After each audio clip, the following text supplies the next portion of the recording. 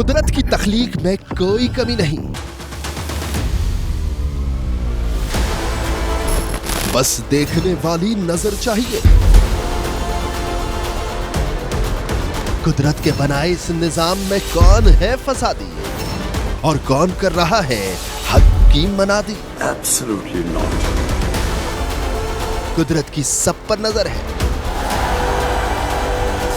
मजलूम की आह हो या सालिम पे पर्दा, कुदरत की नजर से ओझल नहीं। कुदरत का ऐसा ही एक शाहकार है जो नजर भी रखता है और पल पल की खबर भी।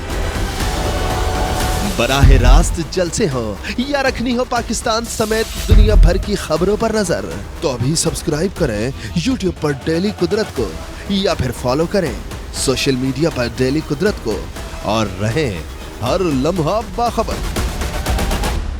कुदरत हर वक्त बर वक्त।